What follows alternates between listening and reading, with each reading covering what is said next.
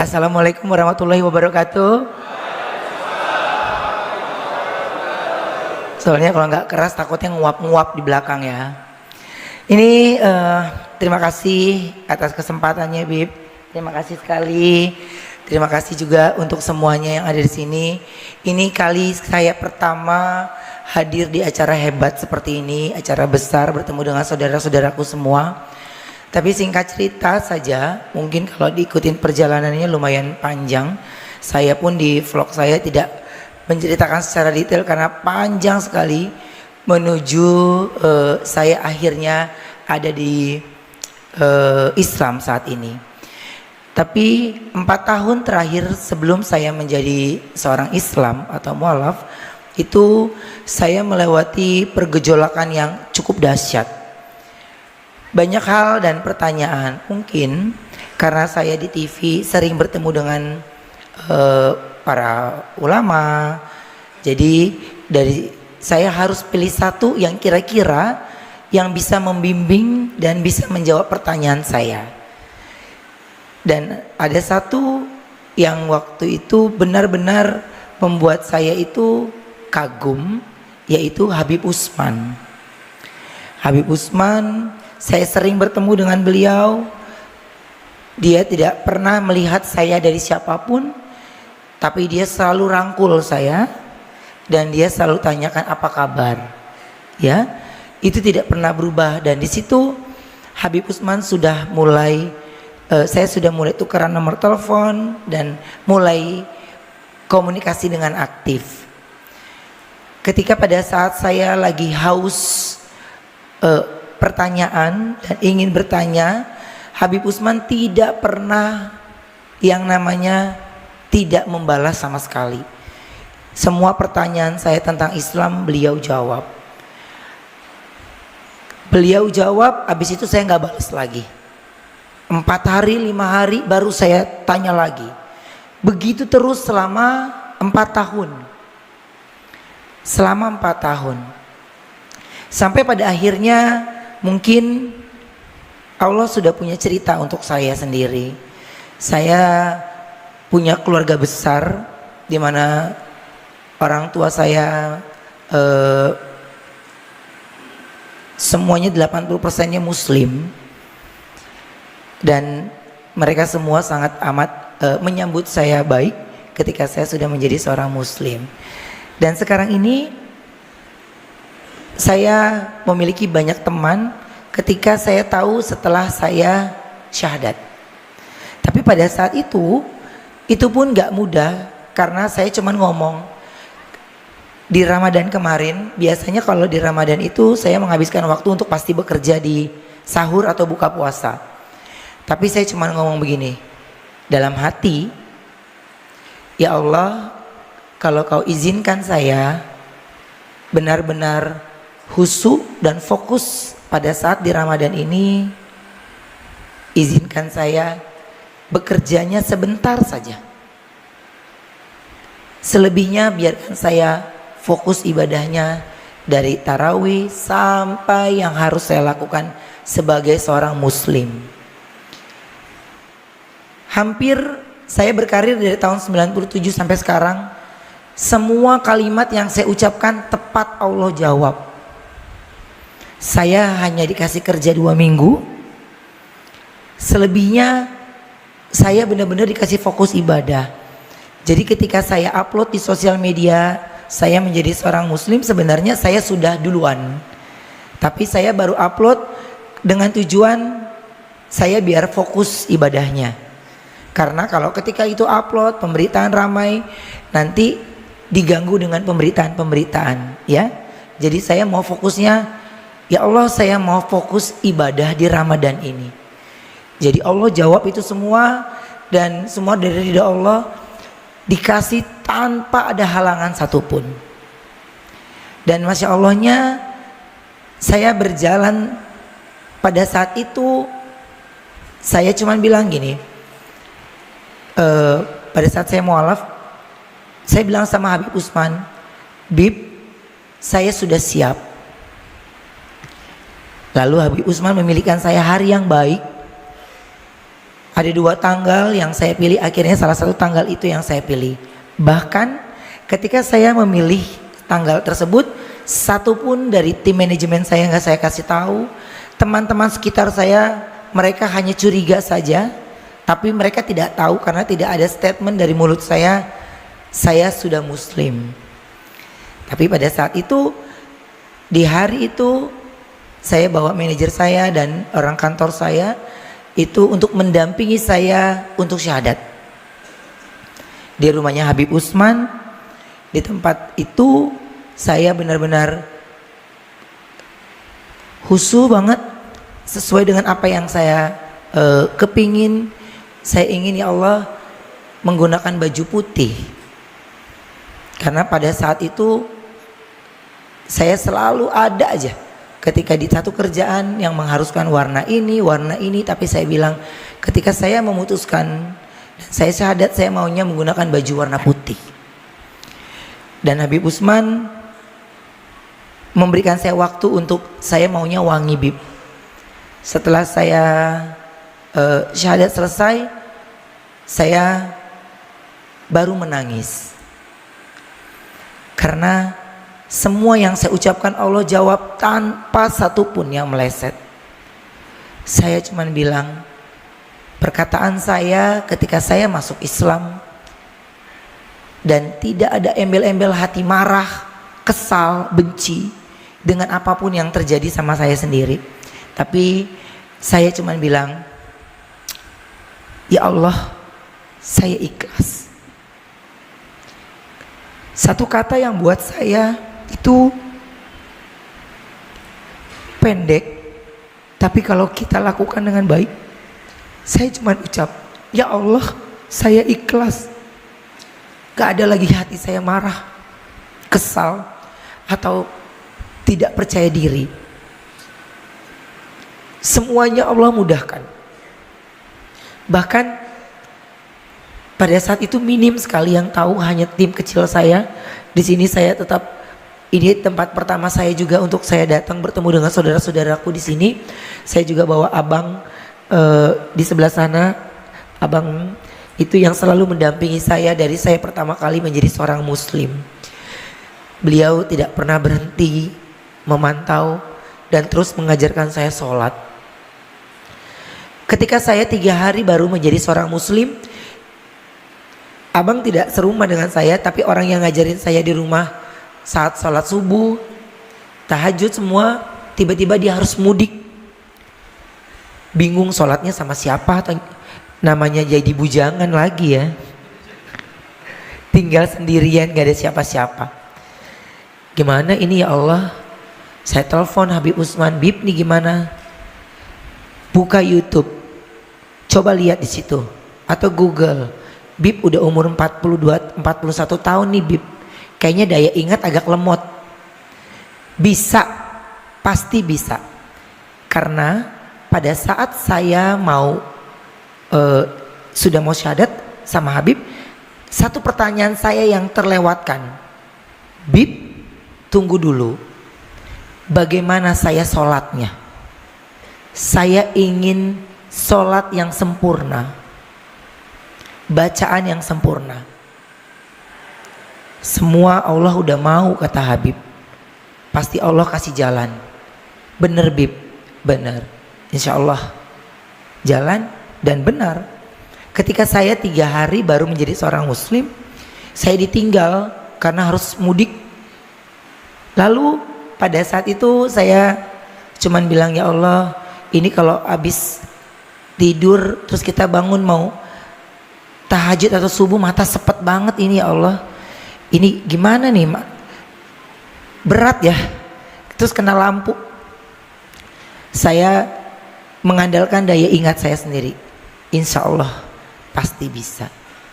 Saya cuman taruh, saya cuman bilang, ketika kita sepenuhnya percaya, pada saat itu saya sholat sendirian. Tapi pada saat saya harus, apa yang saya lakukan pertama, saya cuman Allahu Akbar. Punggung saya itu seperti ada yang menepuk. mengarahkan saya dari ruku sampai saya tahajud, sampai saya sujud. Jadi sampai saya bisa menyelesaikan sholatnya. Di situ saya langsung telepon lagi Habib, Bib, yang saya rasakan seperti ini pada saat sholat. Maaf Bib, apa itu jin? Bib, saya takut. Jawab Habib pada saat itu, yang ente khawatirkan pada saat itu adalah sholat. Allah jawab sholat itu. Jadi apa yang ente ragukan, ucapkan. Allah jawab. Tidak usah pakai perantara, langsung ke Allah. Langsung ke Allah. Dan dari situ saya berusaha untuk tidak mengandalkan orang lain lagi. Singkat cerita, saya bertemu dengan orang baik. Kemarin ini saya mendapatkan tawaran untuk berangkat haji. Dari awal saya sudah bilang tidak. Awal mulut saya bilang tidak. Belum. Saya masih terlalu kecil. Tapi ketika ada orang yang mau memberikan, saya terima. Insya Allah saya terima. Tapi pada saat itu hati saya pun tidak. Tidak. Karena saya masih banyak belajar. Masih banyak orang-orang yang hebat-hebat yang harusnya berangkat terlebih dahulu. Setelah itu visa ramai dibicarakan. Apapun pemberitaannya tentang visa, pasti mukanya Ruben Onsu yang paling gede. Kayaknya yang gagal di dunia ini cuma saya doang. Ya Allah, ini gimana? Sampai kita takut sendiri ngeliat berita. Buka TikTok muka kita takut lagi. Buka YouTube, ya Allah, kita lagi takut lagi kita. Kita nggak berani sama sekali. Sampai gini, ada teman kita tuh yang tinggi gede tuh si Pan Gunawan nih. Dia udah berangkat duluan, dia ngeledekin kita aja di sono deh. Udah kita bilang, lu sholat yang bener deh, biar dapet jodoh. Gue mah udah pernah. Iya, bener nggak? Gue udah pernah. Lu berangkat deh, lu sholat, lu doa yang bener, kata gitu. Iya, oke. Dia setiap dimana manas-manasin saya mulu, manas-manasin saya. Tar lo lihat, gue kejar ibadah lo ya. Tar lo lihat ya. Terus dia berangkat. Pada saat itu saya cuma bilang gini, ya Allah, selesai haji ini saya ingin umroh. Mudahkan. Allah yakin, saya yakin Allah pasti mudahkan. Dah, saya nggak minta apapun itu.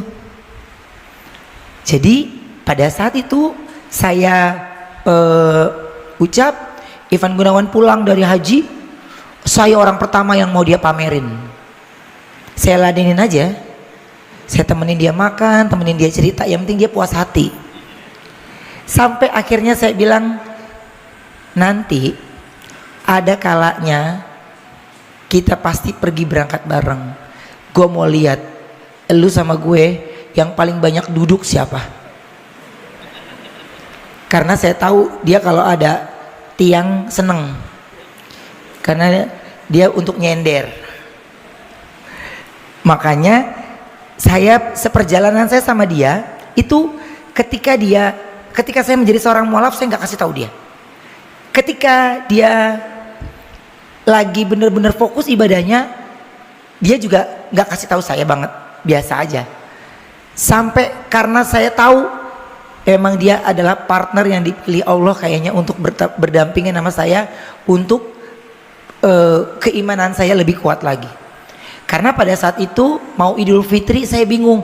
Ya Allah, ini sholat Idul Fitri di mana? Saya orang belum tahu, saya Islam lagi. Aduh rame nih. Gimana ini? Mau numpang di tempat teman, ada temennya cewek. Lah kan saf cewek sama saf cowok beda kan? Gimana nih ceritanya? Diem. Saya ditelepon sama Lesti. Kok kesini oke? Saya cuman bilang saya pergi ke Senayan City. Saya cuman itu malam takbir. Saya belum tahu akan sholat id di mana. Ya, saya belum tahu sama sholat id di mana. Saya cuman bilang siapapun orang yang bertemu saya pertama kali di lobi, yang menyapa saya pertama kali, kenal ataupun tidak kenal, saya akan numpang sholat di tempat dia. Itu saya ucap, percaya atau tidak. Baru masuk mall, turun dari eskalator, dari sekian banyak manusia, Ivan Gunawan yang turun. Ya Allah, gua nggak bisa jauh dari ini manusia. Jadi saya cuma bilang, hey, gua besok numpang sholat di tempat. Gua udah tebak lu Islam kan, berisik lu ah. Jadi itu kalau Allah udah punya mau ya, saya cuma ucap doang. Siapapun yang menyapa saya pertama kali, mau dia kenal nggak dikenal, kalau dia nggak dikenal saya akan, bapak rumahnya di mana? Saya mau sholat di tempat bapak. Itu yang pertama saya mau lakukan. Bisa-bisanya dari banyak orang lagi takbiran ya, ada di dalam mall itu tuh, bisa-bisanya cuman dia yang ngelihat kita. Ya Allah, emang nasib gue di tangan dia. Saya disuruh standby sholat id jam 4 pagi. Ini ustadz aja masih nguap. Gue jam 4 pagi mau ngapain? Jam 4:30 nyangkut dia di rumah, di perumahan ya bang. Portal, nggak ada yang nyetirin mobil. Udah kita cuma ngomong gini doang. Waduh, matahari udah mau terbit, kita udah diomelin sama Ivan Gunawan. Kita belum nyampe. Sampai sono kita ditinggal setengah jalan. Saya taruh mobil di tempat orang, saya ikut dia. Sampai sana jam 5 ya, jam 5 lewat ya, masih sepi, kaca masih pada dingin sama AC. Lah ini sholatnya gimana sih, masih sepi. Kok kita duluan, kata dia. Gue mau duluan datang supaya di paling depan. Ini tiangnya paling oke. Hah? Kurang ajar ya. Saya cuman begini, ya Allah, karena cuman dia doang lagi yang nampung kita sholat id ya. Ya sabar, udah sabar.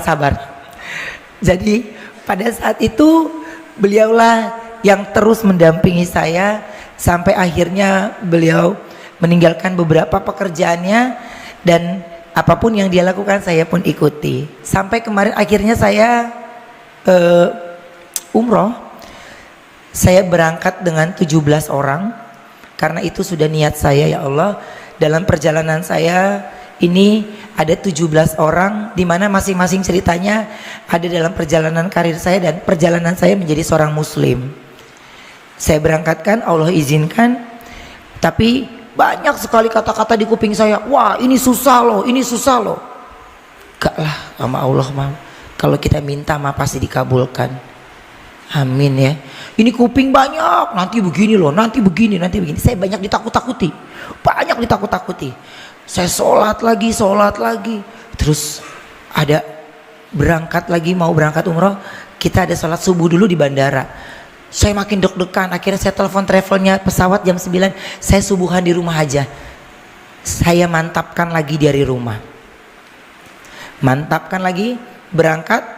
Semuanya Allah kasih mudah sampai akhirnya di Madinah. Allah mudahkan lagi, saya di Masjid Nabawi langsung. Ini balik badan Masjid Nabawi, Masya Allah. Ini gimana sih maunya nih Kak, ngerti kita. Saya langsung buru-buru mandi, sholat sampai Masjid Nabawi. Hari kedua muncullah ada orang bertemu dengan saya. Pada saat sholat itu saya bingung, itu pada ngapain pada di situ. Asisten nggak tahu pada kemana, pada mencar. Kita seorang diri di Masjid Nabawi, cuman ngeliatin doang. Tapi tiba-tiba Masya Allahnya ada orang yang ngasih air di gelas langsung. Oh ini namanya air zam-zam. Saya kasih. Saya cuman bilang itu apa? Ada yang nganterin. Saya nggak ngerti caranya kan, bagaimana caranya mengambil itu, bener-bener nggak ngerti. Bener-bener ada rasa takut, deg-degan sendiri. Tapi saya yakin nggak dikasih nyasar. Hari kedua saya di situ bertemu dengan orang yang hebat banget. Saya entah dari mana, dia merangkul saya. Dia menggunakan bahasa Inggris. Saya bilang cannot. Saya nggak bisa bahasa, takutnya saya berharap saya bahasa Inggris nggak bisa, ntar malah salah arti ya. Jadi terus dia ucapkan pakai bahasa Arab, terus dia ucapkan Assalamualaikum Alif. Waalaikumsalam. Saya sholat lagi berikutnya, ada lagi askar. Assalamualaikum Alif. Saya nengok kamera, apa saya dikerjain? Kok manggilnya Alif? Saya masih diem. Selesai sholat, saya lewat lagi, saya istirahat sebentar karena mau duha. Saya habis subuh pulang dulu, mau duha. Terus selama saya jalan pulang, 2 orang kembali menyapa saya, Assalamualaikum Alif, dari orang yang berbeda. Di situ saya nggak ngomong sama siapapun, saya diam aja. Saya tidak bahas itu melalui sholat saya. Tapi ketika saya sampai di Mekah, saya cuman bilang, apa yang orang bilang susah, pasti Allah mudahkan. Pasti Allah mudahkan. Ya Allah, sudah sejauh ini saya, pasti Engkau mudahkan. Saya orang manusia tinggi gede, kita cuma sekecuil, nggak ada apa-apanya, kegeser juga mental 2 meter. Ya, ketika saya bilang, ya Allah, saya harus sampai di sana, harus sampai di sana. Tadinya megang kamera, nggak ngerti gambarnya ya, intinya saya jalan terus. Masya Allahnya, Allah mudahkan. Saya langsung cium Hajar Aswad, tapi saya bingung doanya apa. Ya Allah, lupa yang saya mau minta apaan ini. Saya cuman ngucap apa gitu. Sampai ya Allah, sekali lagi ya Allah, sekali lagi sekali lagi baru tuh yang saya mau tuh semua terucap. 2 kali tuh, nggak ada satupun, alhamdulillah saya nggak sama sekali ditarik sama askar. Yang ketiga baru saya ditarik sama orang yang gede-gede banget ya. Saya cuman bilang, ya Allah, Allahu Akbar. Saya baru nengok ke belakang, manusia tinggi gede, kita sedengkulnya dia kayaknya. Ya kita sadar kita cebol ya, pendek, dia tinggi gede, tapi ucapan dari saya gini, ya Allah, ini masalah hidup gue segede gini ya.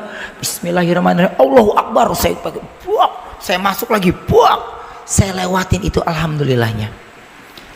Ketika itu udah, ya Allah, cukup 3 kali.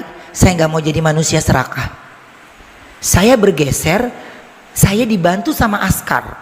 Tinggi, pintu Ka'bah itu tinggi sekali ya Bib. Pintu Ka'bah itu tinggi sekali. Orang yang secuil ini, saya juga bingung tuh gimana nih tangan bisa nyampe. Saya ditarik sama askar, diarahkan ke pintu Ka'bah. Ya, karena kita masing-masing menyelamatkan sendiri-sendiri kan nih. Gak ada yang bisa bawa rombongan. Saya megang pintu Ka'bah, saya menangis, langsung saya semua ucapan dan doa yang saya inginkan saya ucapkan di situ. Saya berhenti ketika ada suara di kuping saya itu berucap jelas sekali di kuping saya, jaraknya tidak jauh, jelas di kuping saya, Assalamualaikum Alif. Dari situ saya baru sadar betul, dan saya turunkan tangan saya. Di situ baru saya mengingat dari awal saya di Madinah sampai saya di Mekah, semua, bahkan di kuping saya pun Assalamualaikum Alif. Disitulah saya baru menangis. Saya merasa tidak sendiri karena saya sudah andalkan Allah semuanya. Terakhir kali sebelum saya tutup malam hari ini, singkatnya hari itu saya harus kembali, tapi saya masih dapat Jumatan di Masjidil Haram. Saya cuman bilang, ya Allah, dari saya tahajud sampai nanti saya pulang nanti Isya, karena setelah sholat Isya saya baru menuju bandara, izinkan hamba selalu berada di depan pintumu. Entah bagaimana Allah atur semuanya, pokoknya setiap pas azan saya pasti pandangannya ada di pintu Ka'bah, pintu masuknya. Dari situ saya cuma bilang, ya Allah, terima kasih. Ini semuanya Engkau permudah, sehingga rasa keraguan, rasa takut, rasa khawatir ketika kita libatkan Allah dalam hidup kita, perjalanan kita, yaitu yang saya jalani sekarang ini, dan saya takut sekali. Saya cuman bilang, ya Allah, saya pasti sedih sekali kalau seandainya saya harus terlewatkan sholat. Ya Allah, kenapa saya kalau setiap sholat tahajud, seandainya tahajud terlewatkan, kenapa saya sedihnya tuh bisa sampai kayak sedihnya sampai sedih banget. Jadi jangan kasih saya sedih lagi, besok saya nggak akan ulangi lagi. Dan dari situ perjalanan saya, alhamdulillah sampai saya berdiri saat ini, Allah kasih saya kejutan lagi bertemu dengan saudara-saudara saya di depan saat ini, di atas ataupun di bawah, dengan begitu luar biasa. Habib, sekali lagi terima kasih banyak atas kesempatannya, dan benar-benar belum lama bertemu dengan Habib, tapi rindunya benar-benar rindu begitu luar biasa. Ini sedikit perjalanan saya. Mudah-mudahan apa yang menjadi keinginan kita semua ketika kita langsung khusyuk dan berdoa tanpa perantara, tidak usah ikut campur tangan orang lain lagi, serahkan sama Allah, Allah yang akan atur kita semua. Amin. Assalamualaikum warahmatullahi wabarakatuh.